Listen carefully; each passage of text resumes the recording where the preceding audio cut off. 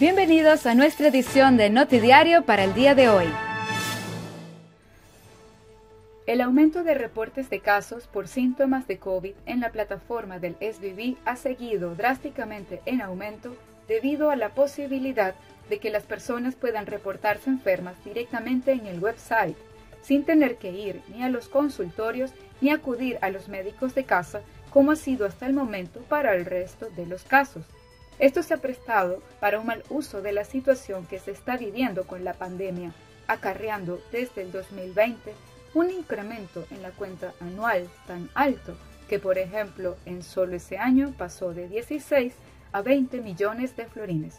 El director actual del SBV, Philip Martis, indicó que en la actualidad cada persona que reporte síntomas de COVID deberá presentar el resultado de un test del GGD y después de 4 días deberá reportar nuevamente para con ello poder tener mejor control de la situación.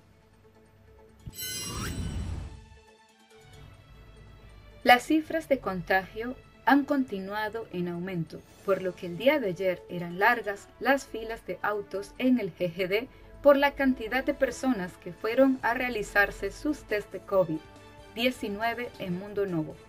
Actualmente, con 4.249 casos activos y 411 casos nuevos registrados como muestra del alarmante nivel de contagio que estamos atravesando como país.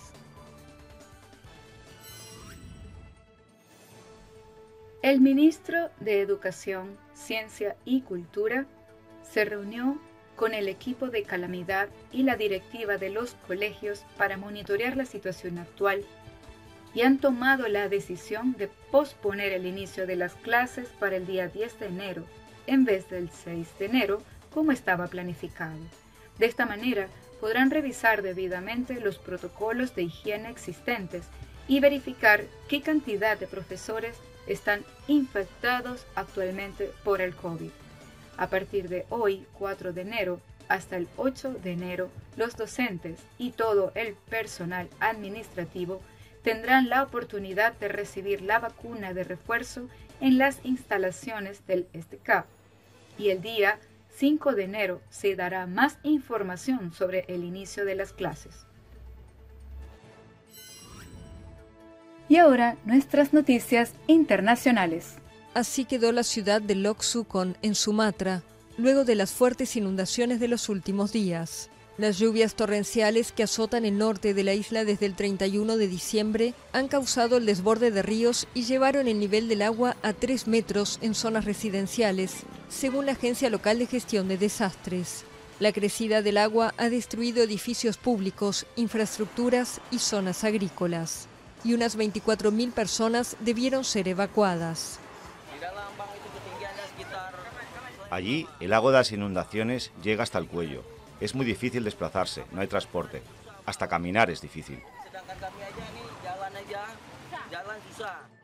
Para la organización ambientalista Wali, el fenómeno está estrechamente ligado a la deforestación de zonas aledañas para abrir espacio a las plantaciones de palma aceitera.